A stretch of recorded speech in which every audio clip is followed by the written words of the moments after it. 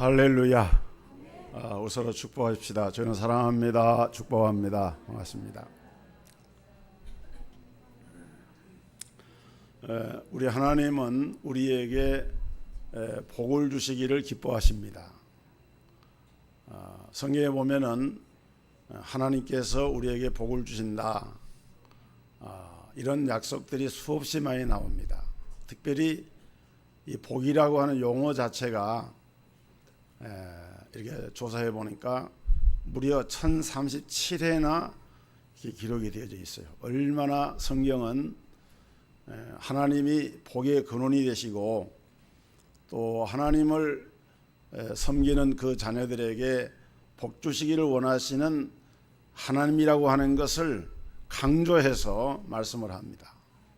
우리는 그 하나님이 주시는 복을 누리면서 살아야 되는 것이죠. 그러나 실제에 있어서는 많은 성도들이 하나님께서 성경에 약속한 그런 복을 제대로 이렇게 누리고 살지를 못한다는 거예요. 그 이유는 왜 그런가 하면은 하나님 주시는 복의 중요성을 잘 알지를 못하는 것이 첫째 이유고, 또 한 가지는 무엇이 진정한 복인가 하는 데 대한 이 깨달음을 바로 갖지 못하기 때문에 우리가 이 하나님의 복에서 이제 그걸 누리지 못하는 그런 삶을 살게 되는 것입니다. 그러므로 우리가 복에 대해서 잘 알아야 되는데, 신명기 28장의 말씀은 많은 분들이 성경에서 축복장이다, 하나님이 그 백성의 복을 주시는 복의 장이다, 이렇게 일컬을 정도로 중요한 하나님의 복이 담겨 있는 그런 말씀입니다. 저는 오늘 이 본문의 말씀을 가지고 우리가 하나님의 복을 누리려고 하면은 어떤 자세를 가져야만 이 하나님의 복을 누릴 것인가 하는 데 대해서 함께 말씀을 나누고자 하는 것입니다. 첫째로 하나님의 말씀을 우리가 잘 들을 때 복이 임하게 됩니다. 오늘 봉독한 말씀 보면 1절에 보면은 내 하나님 여호와의 말씀을 삼가 듣고 그랬어요. 내 하나님 여호와의 말씀을 삼가 듣고, 삼가 들으라 그 말은 그냥 대수롭지 않게 아무렇게나 듣는 것이 아니고 귀를 기울여서 경청한다는 거예요. 하나님의 말씀을 들을 때에 거기에 온전히 집중을 해서 말씀에 귀를 기울여서 겸손한 자세를 가지고 하나님의 말씀을 받아들이는 것, 이것이 바로 삼가 듣는 자세입니다. 여러분, 하나님의 말씀을 우리가 경청하려고 하면은 하나님께 대한 생각이 바르게 돼야 되는데, 그 하나는 여호와 하나님이 내 모든 삶의 주권자가 되신다고 하는 사실을 우리가 명심해야만 되는 것입니다. 사람이 잘되고 못되는 것, 흥하고 망하는 것, 살고 죽는 것, 우리 삶의 모든 그 삶의 길을 누가 잡고 있느냐? 여호와 하나님이 그것을 잡고 계신다는 거예요. 여러분, 우리가 예수를 믿으면서 하나님을 섬기면서 신앙생활을 하면서 우리가 자신도 모르는 사이에 세속화되고 너무 세상 일에 매이다 보니까 하나님이 내 삶의 절대적인 주권자가 되신다고 하는 사실을 우리가 입술로 고백하고 마음으로 믿지만은 철두철미하게 과연 그렇게 믿고 의지하는가라고 할 때에 자신도 모르는 사이에 그 의식이 희박해지고 약해지는 경우가 많습니다. 여러분, 하나님은 어떤 분입니까? 우리 하나님은 천지와 모든 만물을 창조하신 분이고 온 우주의 주인이 되시고 모든 만물을 주관하고 다스리시는 분이에요. 그리고 무엇보다도 나의 생명과 내 삶을 하나님은 주관하고 계시고 이끄시고 계시는 우리 모든 삶의 주재자가 되시는 분이 바로 여호와 우리 하나님이십니다. 우리 하나님은 지금도 살아계셔서 내 삶을 주관하고 계시고 섭리하고 계셔요. 하나님이 나를 향하여 가지고 계시는 의도와 뜻과 계획은 내 생명과 내 삶에 절대적인 지대한 영향을 미치게 됩니다. 만약 하나님께서 내 생명을 거두기로 작정하셨다, 그러면 그냥 가는 거예요.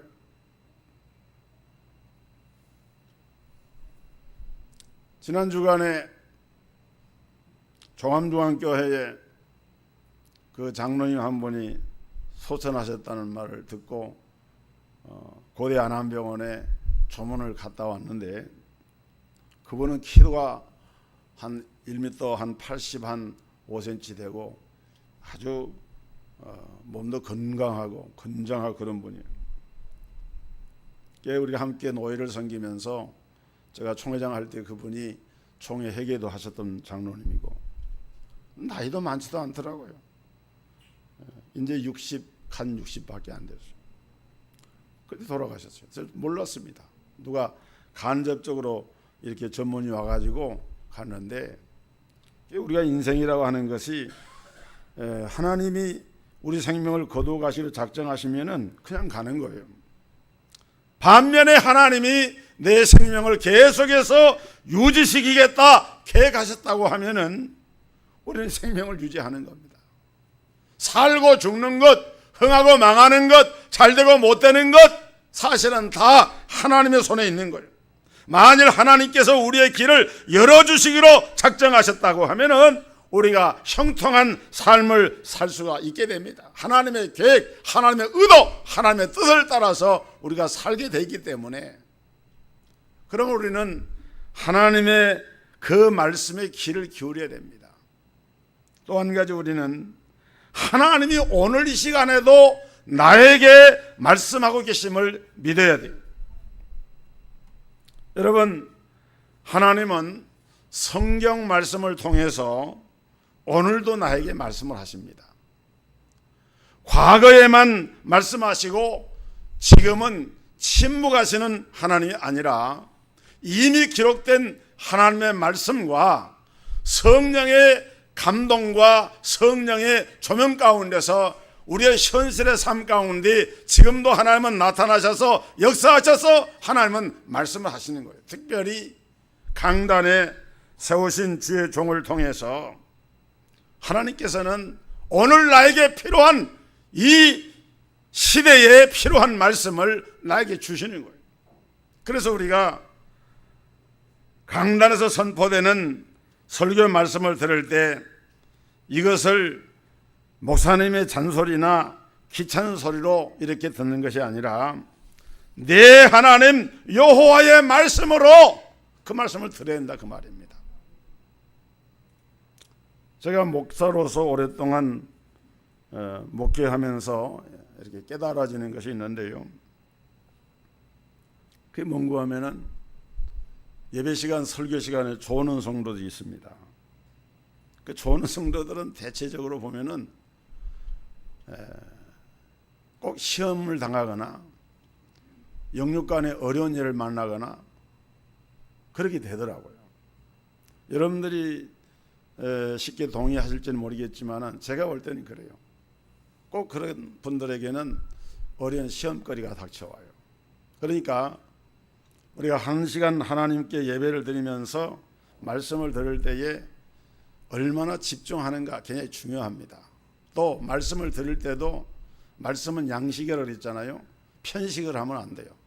축복합니다, 은혜 받으세요, 이렇게 말씀할 때는 아멘 아멘 하는데 정신 차리세요, 깨어나세요, 하나님의 말씀을 선포할 때는 그냥 내가 질책을 당하는 것 같아가지고 책망을 당하는 것 같아가지고 마음이 여러분, 칭찬은 뭐 고래도 춤을 추게 한다는 말이 있습니다만은 강단에서 설교자가 칭찬만 하면 얼마나 좋겠어요.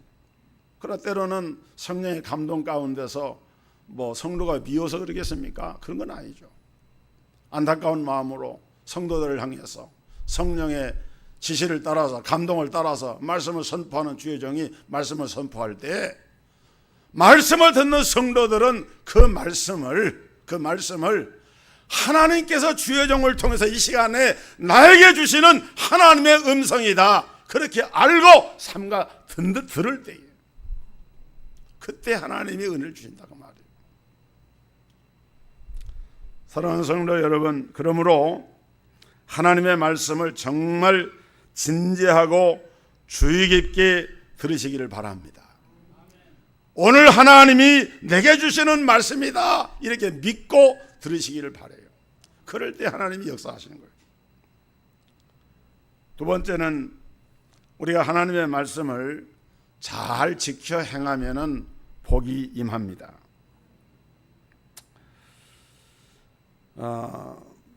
우리 하나님은 만왕의 왕이십니다.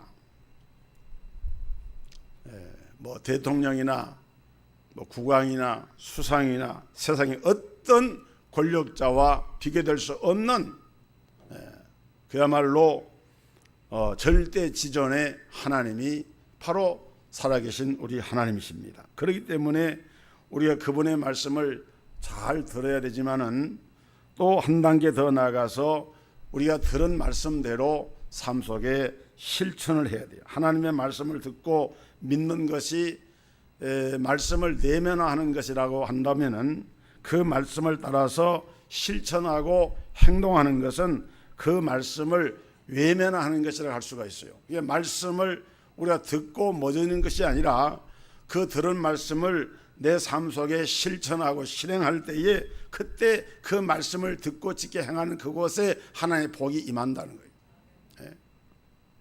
요한계시록 1장 3절에 보면은 이 예언의 말씀을 읽는 자들과 듣는 자들과 그 가운데 기록된 대로 지키는 자들이 복이 있나니 때가 가까움이라. 하나님의 말씀을 잘 듣고 지킬 때에 복이 임한다 그랬어요. 여러분, 야고보 사도가 뭐라고 했습니까? 행함이 없는 믿음은 죽은 믿음이다. 행함이 있는 믿음이라야 살아있는 믿음이고 하나님이 기뻐하시는 믿음이다. 우리가 하나님의 말씀을 들었지만은 얼마나 우리 생활 속에서 그 삶에 적용을 하고 실천하는가, 이게 중요하다는 거예요. 알면서도 행하지 않으면은 이것은 바리새인과 같아요. 예수님께서 성경에 보면은 아주 강하게 책망을 하고 심지어는 욕을 한 사람도 있습니다. 마태복음 23장에 보면은 화 있을진저 외식하는 서기관과 바리새인들이여 그러면서 이 독사의 자식들아 라고 하면서 막 욕을 막 퍼붓거든요. 그게 뭐냐면은 이 바리새인들은 하나님의 말씀을 듣기는 잘 들었는데 외식을 하고 행함이 없으니까 하나님께서 그 바리새인과 서기관들 향해서 책망하신 거예요. 여러분, 야고보 기자는 이렇게 말씀을 합니다. 네가 하나님은 한 분이신 줄을 믿느냐? 잘하는도다. 귀신들도 믿고 떠느니라. 우리 조상 아브라함이 그 아들 이삭을 제단에 드릴 때에 행함으로 의롭다 하심을 받은 것이 아니냐? 네가 보거니와 믿음이 그의 행함과 함께 일하고 행함으로 믿음이 온전케 되었느니라. 행함으로 믿음이 온전케 되었느니라. 그래서 우리가 하나님의 말씀을 첫째는 잘 들어야 되지만은 들은 말씀을 그대로 우리가 지켜 행할 수 있도록 노력하고 성령의 도우심을 구하고 하나님 나에게 이 말씀을 지킬 수 있는 의지와 힘과 열심을 주옵소서. 우리가 기도해야 되는 거예요. 그리고 그렇게 행해야 되는 겁니다. 그 다음에 세 번째로 하나님의 말씀을 지켜 행하되 철저하게 순종할 때에 복이 임한다 그랬어요. 말씀을 지켜서 순종을 하면은 하나님이 복을 주신다. 이것이 모든 신구약 성경의 가르침입니다. 여러분, 순종하여 하나님께 순종하여 복받은 신뢰를 들라고 하면은 수도 없이 많죠. 그래서 하나님이 가장 우리 성도들에게 그 귀하게 좋아하시는 것이 뭐냐면은 겸손과 순종입니다. 하나님 앞에 겸손하게 자기를 낮추고 순종할 때 하나님은 기뻐하셔요. 그러나 반면에 교만하고 불순종하는 것을 하나님은 가장 싫어하시는데, 마귀가 왜 마귀인고 하면은 겸손히 순종을 하도록. 원래 마귀는 하나님을 모시는 천사였어요. 성경에 보면은 음악을 관장하고 하나님을 섬기는 이런 천사였는데, 이 천사가 내가 북극성 지폐 위에 나의 그 보좌를 높이리라, 내가 지극히 높은 자 비기리라 라고 하면서 유다서에 보면은 자기 지위를 떠나서, 자기 위치를 떠나서 이렇게 교만한 천사를 큰 나라 심판 때까지 하나님의 흑암 가운데 거두셨다 그랬는데, 이 바로 마귀라고 하는 존재는 자기의 지위를 지키지 않은 거예요. 교만한 거예요. 불순종한 거예요. 그래서 오늘날도 교만하여 불순종하는 세력은 어떤 이유를 들어도 마귀의 손아귀에서 놀아나고 있는 그런 사실을 깨달아야 하는 것입니다. 여러분, 사무엘 선지자가 사울에게 뭐라고 얘기했습니까? 순종이 제사보다 낫다. 순종이 제사보다 낫다. 제사라고 하는 것은 오늘날로 말하면 하나님을 예배하는 거예요. 하나님은 예배하는 자를 찾으시느니라. 하나님은 예배하는 자에게 복을 주시고 예배하는 자에게 하나님의 은혜와 복이 임하는데, 그런데 아무리 하나님 앞에 예배를 드린다 할지라도 그 삶 속에 하나님의 말씀을 지켜 순종하는 행함이 따르지 않는다. 그러면은 그러한 예배를, 그런 제사를 하나님은 기뻐하지 않으신다는 거예요. 여러분, 오늘 이 본문 신명기 28장은 축복에 관한 말씀만 나오는 것이 아닙니다. 1절에서 14절까지 쭉 보면은 하나님이 복을 이렇게 할 때 복을 주신다 이렇게 말씀을 했고, 그 다음에 15절에서 68절까지 마지막 절까지 보면은 하나님의 말씀을 지켜 행하지 아니하면 하나님의 저주와 심판과 재앙이 이렇게 내린다. 축복에 대한 말씀은 사실은 이 저주와 재앙에 대한 말씀이 축복에 대한 말씀보다도 무려 한 분량적으로 볼 때 3배나 더 많아요. 그러니까 신명기 28장은 그냥 축복장이 아니라 축복과 저주의 장인데, 어떨 때 축복이 임합니까? 순종할 때. 어쩔 때 저주가 임합니까? 불순종할 때. 축복과 저주의 중간지대는 없습니다. 마찬가지로 하나님의 복을 받는 이 일은 순종하는 데 일어나는데, 순종과 불순종의 중간이 없어요. 하나님의 말씀의 명령을 따라서 순종할 것이냐 불순종할 것이냐. 여러분, 성경에 보면은 다윗을 보면은 다윗은 하나님 말씀을 철저하게 순종을 했어요. 얼마만큼 순종을 했느냐? 그건 다윗이 완전했느냐? 그런 건 아니에요. 다윗은 불완전했습니다. 실수도 많이 했고 하나님 앞에 죄를 범하기도 했습니다. 거짓말하는 죄, 간음죄, 살인죄를 범했어요. 그런데 하나님의 선지자가 그런 다윗을 향해서 하나님을 대신하여 책망을 합니다. 그럴 때 다윗은 납작 엎드려서 하나님 앞에 눈물로 회개하고 그 침상을 눈물로 요를 적시면서 하나님의 도우심을 구하면서 정말 진정한 마음을 가지고 겸손하게 낮아져서 회개를 합니다. 그리고 그 이후에는 하나님의 말씀에 전폭적으로 순종을 합니다. 그렇게 하니까 하나님께서 다윗을 귀하게 더 쓰신 거예요.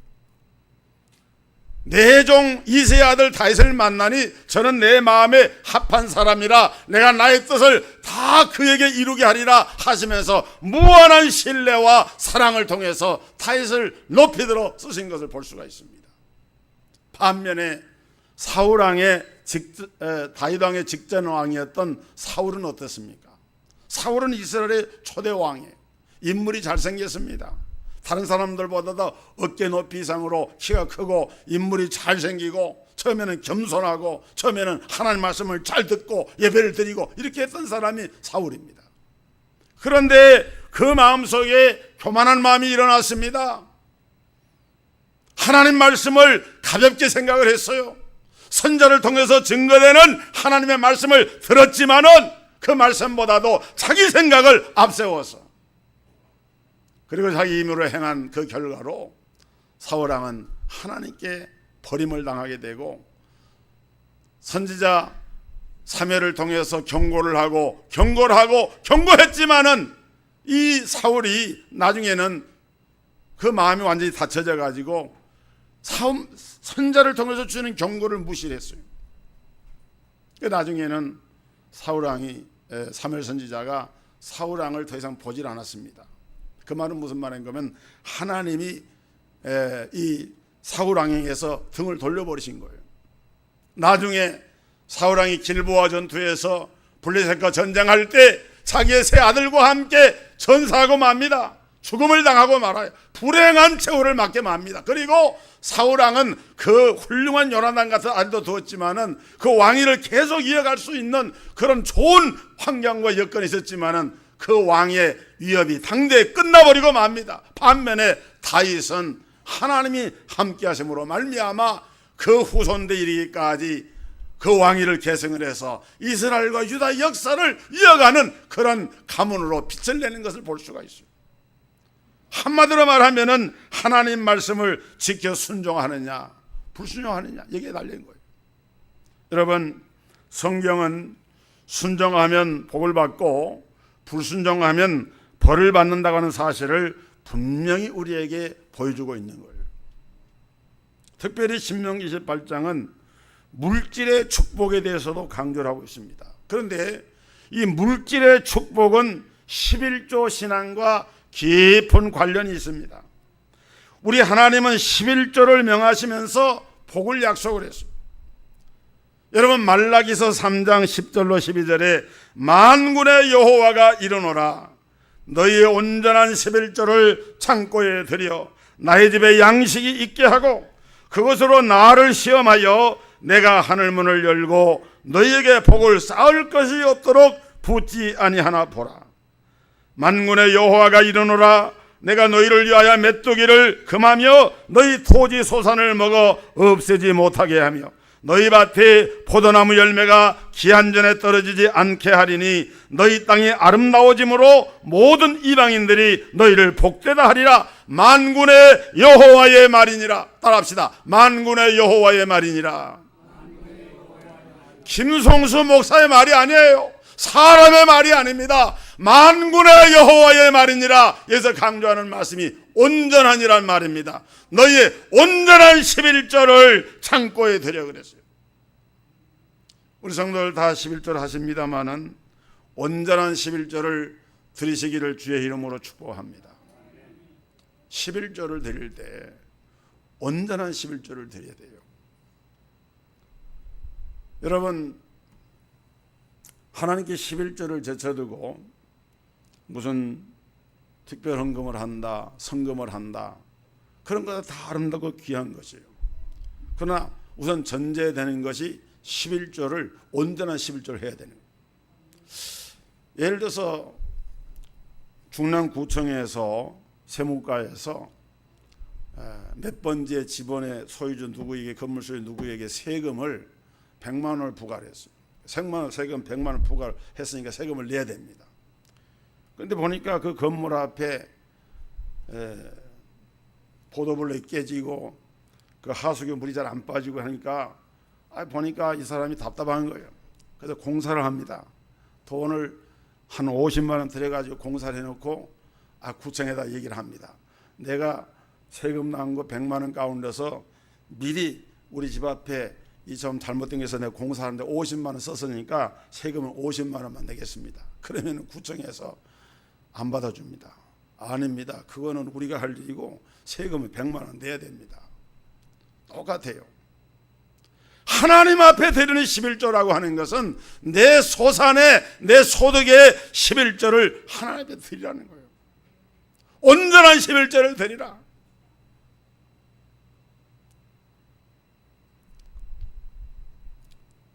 여러분, 성경에 보니까 말라기 같은 장에 나오는 말씀입니다.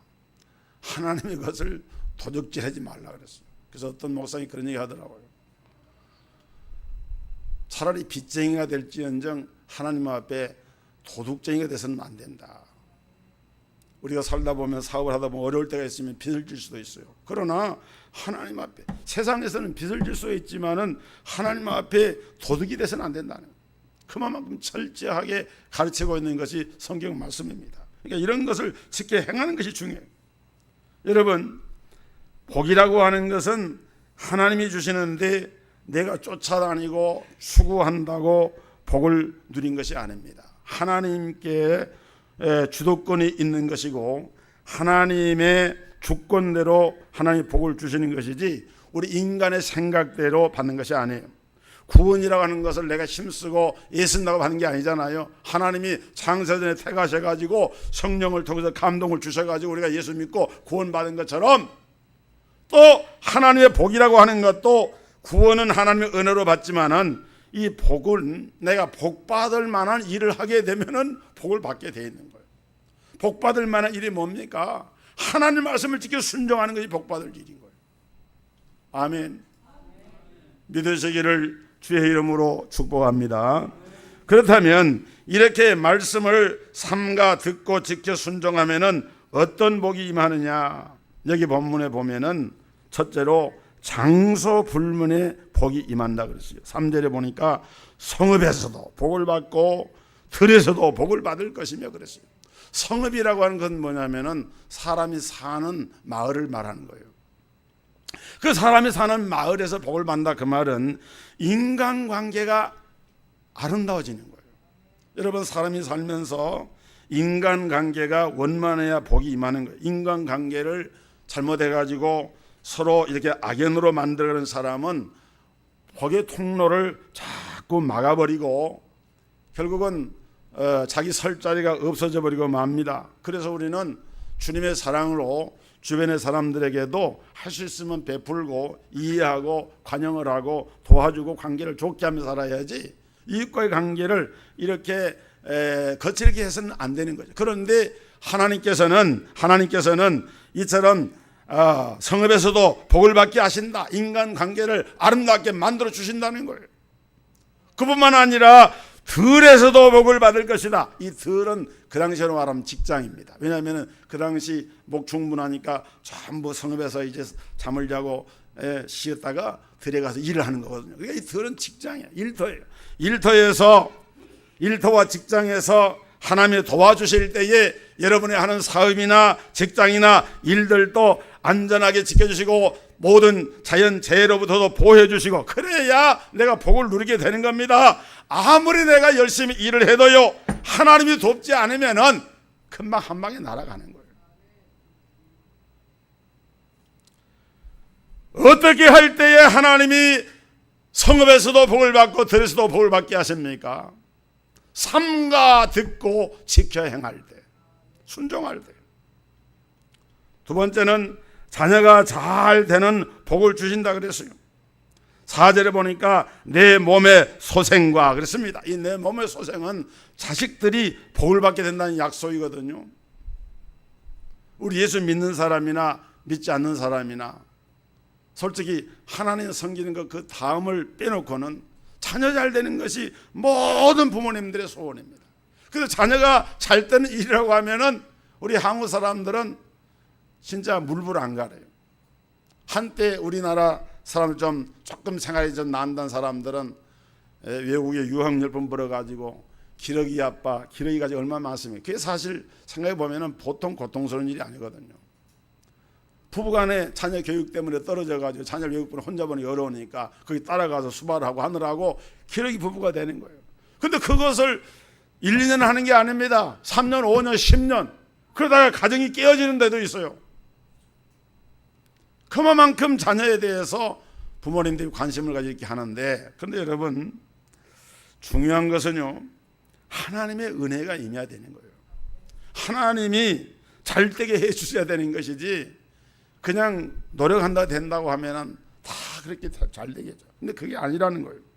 여러분 하나님이 그 자녀의 마음의 중심 속에 계셔가지고 그 자녀가 한국에 있든지 미국에 있든지 필리핀에 있든지 어디에 가 있든지 간에 하나님을 경외하는 게 믿음으로 바로 세워지도록 그렇게 될 때에 그때 비로소 하나님과의 관계가 온전하게 될 때에 그 자녀들의 길이 열려지는 거예요. 그렇지 않으면은 여러분 깨진 독에다가 물을 아무리 부어봐야 붓고 또 부어도 나중에는 다 새버리고 맙니다. 고생만 많이 했지 남는 게 없어요. 그래서 실패하는 가정들 부모들 얼마나 많습니까? 그러니까 우리 부모님들은 적어도 자녀들에게 우리 부모님은 하나님을 경외하는 그 신앙이 최고의 가치고, 그 다음에 정말 우리 하나님, 우리 부모님은 하나님을 그렇게 섬기는 분이시다라고 하는 그것을 그 자녀들이 인지하고 인식하고 몸으로 체득을 하고 그렇게 몸에 배도록 그렇게 우리 부모님들이 그런 신앙의 자세를 보여줘야 한다는 거예요. 돈 몇 푼 가지고 한다고 자녀가 되는 게 아닙니다. 여러분, 자녀가 형통하게 되길 소원하십니까? 여러분이 하나님의 말씀을 잘 듣고 철저하게 순종하시면 여러분의 자녀들이 하나님의 존재를 바르게 발견하게 되고 순종하게 되고 그 신앙의 유업을 기업으로 누리게 됩니다. 그래서 어떤 경우에라도 여러분의 자녀들이 신앙의 가문과 그 계대를 이어갈 수 있도록 이것은 부모의 책임인 거예요. 그런데 그것을 하나님의 말씀을 삼가 듣고 지켜 순종할 때에 하나님이 그런 복을 주시겠다. 이 복을 누리시기를 주의 이름으로 축복합니다. 그 다음에 세 번째는 재산이 불어나는 복을 또한 누린다고. 4절에 보니까 내 토지의 소산과 내 짐승의 새끼와 우양의 새끼가 복을 받을 것이며, 그 당시 이건 토지나 그 산물이나 이런 우양의 새끼 이런 것은 그 하나의 기업이고 그 하나의 재산인데, 지금 우리 생활의 양태만 다르지 오늘날 우리가 살면서 부자 되기 싫어하는 사람 누가 있습니까? 다 부자 되기 원하고 재산이 증식되기 원하죠. 그런데 성경의 원리는 나와 있어요. 이렇게 하면 복을 받는다는 거예요. 하나님의 말씀을 삼가 듣고 지켜 행하면 복을 주신다. 제가 지난 목요일 날 우리 서목사님과 함께 여의도 국민일보 빌딩에서 있었던 그 말씀 속으로 세미나 오전 9시부터 시작해가지고 오후 3시까지 참석을 하고 참 이렇게 은혜를 받고 사모랑 같이 가서 이렇게 왔는데, 거기에 빌황이라고 하는 그 대표인데요. 이분은 미국의 UCLA에 학사를 하고 그 다음에 그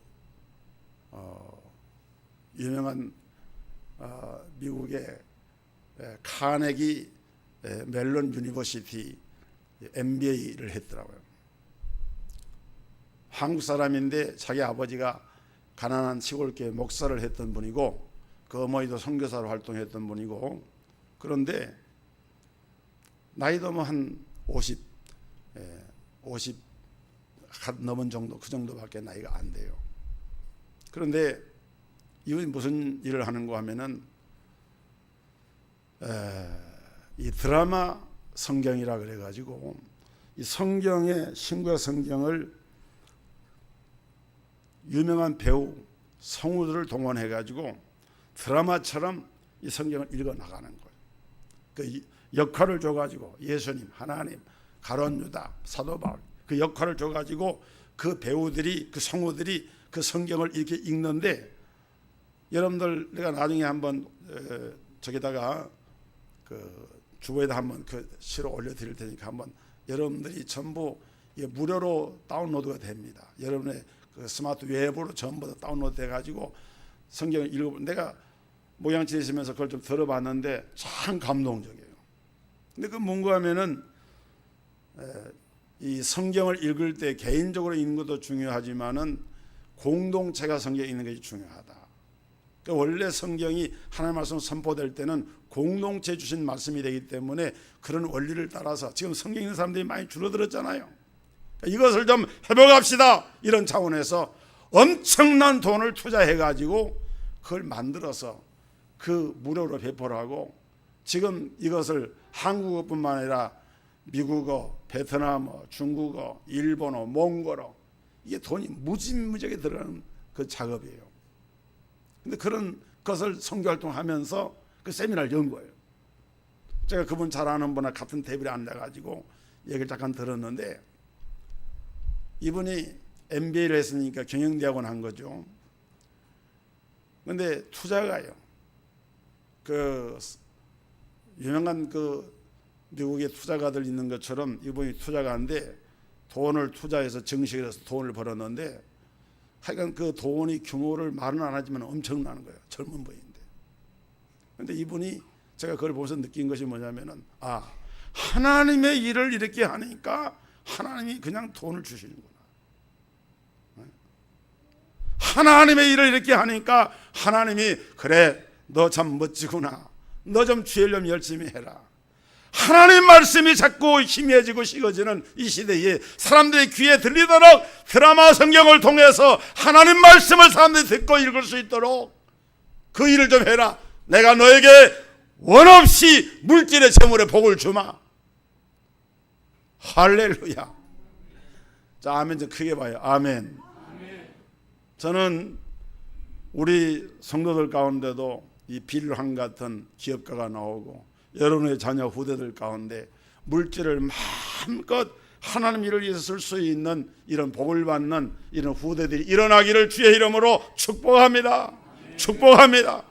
왜 우리가 못할 게 뭐 있어요? 우리도 다 믿음 가지고 사는 것인데 믿음 가지고 하면 되는 거예요. 아브라함이 그랬듯이 이삭이 그랬듯이 그리고 야곱이 그랬듯이 오늘 하나님이 재물의 복을 주시려고 마음만 먹으면은 비랑뿐만 아니라 우리에게도 주신다 이 말이에요. 그 다음에 네 번째는 5절에 보니까 건강의 복을 줬어요. 내 광주리와 떡반죽 그릇이 복을 받을 것이며 이것은 식생활의 복인데요. 이것은 건강의 복입니다. 일용할 양식이 떨어지지 않게 되고 하나님 주신 건강의 복을 누리는 복이 얼마나 중요한지 모르죠. 우리 어렸을 적에는 저도 어렸을 적에 초등학교 다닐 때 6.25 전쟁 후에 어려운 때에 가난한 이런 시골에 그 깡냉이죽을 이렇게 학교에 가면 이게 줬어요. 그걸 먹고 허기진 배를 때우고 아마 좀 여러분도 그런 경험 계시면 있을 거예요. 또 깡냉이 빵을 만들어서 이렇게 배가 막 그러잖아요. 얼마나 가난하고 어려운 시절이었습니까? 근데 지금은 우리나라가 참 먹고 살만한 게 되고 이렇게 해서 먹는 문제 가지고 그렇게 크게 궁핍하지 않습니다만은 중요한 것은 잘 먹는 것도 중요하지만은 건강해야 되거든요. 그러니까 여기 내 광조리와 떡반죽까지 복을 받는다 이 말은 건강의 복을 약속한 거예요. 하나님께서 우리에게 이 식생활의 복도 건강의 복도 하나님의 말씀을 듣고 지켜 순종할 때 하나님께서 이런 복을 주시겠다는 약속이거든요. 마지막으로 하는 일마다 잘 되는 복을 6절에 말씀했는데 네가 들어와도 복을 받고 나가도 복을 받을 것이니라. 들어와도 나가도 그 말은 장소적인 의미도 되지만은 하는 일마다 그런 의미도 됩니다. 들어가도 복을 받고 나가도 복을 받고 네가 무슨 일을 하든지 어디를 가든지 무슨 일을 하든지 하는 일마다 잘 되는 복을 주겠다. 여러분 그게 되면 얼마나 좋겠어요. 어떤 분은 고민입니다.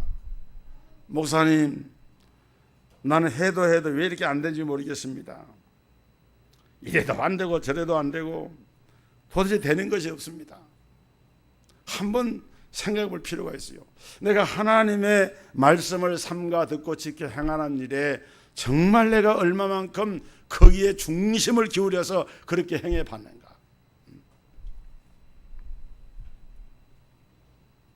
한 가지 얘기만 하고 말씀을 마치겠습니다. 실제로 있던 일이에요. 서울의 어느 교회, 지금은 은퇴하신 목사님이지만은 이 목사님이 자기가 섬길 때 심호했던 교회에 어느 성도의 집을 신방을 했습니다. 신방을 해달라 그랬어. 예배를 마치고 그분이 이렇게 봉투를 하나 내놨는데 헌금 봉투가 아니고 그 봉투에 이름을 쓰기로 사렙이라고 이렇게 써 있더래요. 그래서 뭐냐고 하니까 이것은 회장님 사렙입니다 그러더래요. 아니 나는 교회에서 다 생활비를 은퇴했지만 받고 있고 이렇게 하는데 뭔 사례비를 줍니까? 그게 아니고 목사님 저는 목사님을 우리 회사의 회장님으로 생각합니다. 내가 사장이지만은 목사님을 회장님으로 생각합니다. 왜냐하면은 목사님 설교를 듣고 그 말씀을 들으면서 나는 하나님이 주시는 그 아이템 내가 무슨 일을 어떻게 할 것인지를 생각을 하고 또 어떤 방향으로 일을 할지를 결정을 하고 그 나는 목사님의 그 강단에서 선포되는 말씀을 들을 때마다 사업을 구상하고 아이템을 만들고, 그러니까 목사님은 실제로 우리 회사의 회장님과 다름이 없습니다. 그래서 목사님이 나는 이 사례비는 그냥 헌금을 하고 이렇게 하라고 하니까 헌금은 따로 하나님께 드릴 것이고 목사님께 드리는 사례비입니다. 이분이 무슨 회사를 하는 거면 화장품 회사를 경영하는데, 이분이 설교를 듣는 중에 요즘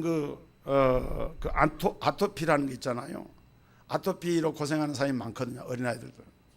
근데 아토피로 이렇게 어떻게 하면은 이걸 치료할 수 있을까? 화장품 회사인데 그 치료하는 약을 만들었는데 이거 약으로 등록을 하면 제약회사에서 해야 되는데 자기는 화장품 회사. 그래서 또 설교를 듣는 가운데서 아이디어가 생각이 난 거예요. 이것을 제약품으로 만든 것이 아니라 화장품으로 만들어야겠다.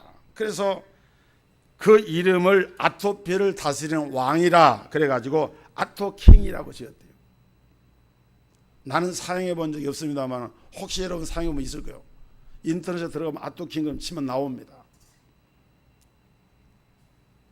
이 화장품은 4시간 동안 아토피 바이러스를 잠잠하게 이렇게 하면서 그 아토피로 막 가려울 때 그것을 그 가려움을 갖다 가시게 하고 편안하게 잠을 자게 하는데 아주 이름이 있는 그런 그 제품이 된 거예요.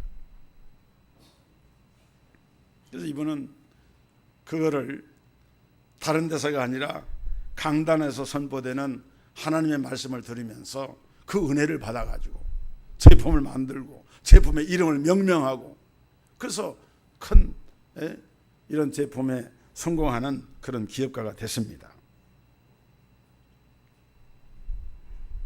여러분의 생각을 앞세우지 말고 직장이나 가정이나 사업이나 모든 일에 하나님 말씀을 삼가 듣고 지켜 순종을 해서 우리가 하나님의 복을 받는 우리 모든 동석의 성도들이 될 수 있기를 주의 이름으로 축복합니다.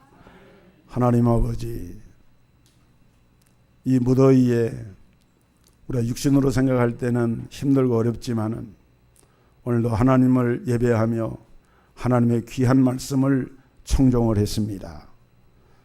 강단에서 선포되는 설교 말씀을 사람의 말로 받지 아니하고 하나님께서 내게 주시는 말씀으로 받고 지켜 순종할 때 우리 하나님께서는 신명기 18장에 기록된 말씀의 언약대로 복을 주시는 하나님이신 줄로 믿습니다. 주여, 기도하고 원하옵나니 우리 모든 성도들에게 하나님의 말씀을 삼가 듣고 지켜 순종하여 하나님이 언약하신 이 놀라운 복을 받아 누리는 더 크고 아름다운 기업으로 더 놀라운 하나님께 영광을 돌리는 삶으로 주님 앞에 충성할 수 있는 믿음의 귀한 성도들로 복을 내려 주옵소서. 예수 그리스도 이름으로 축복하고 기도하옵나이다. 아멘.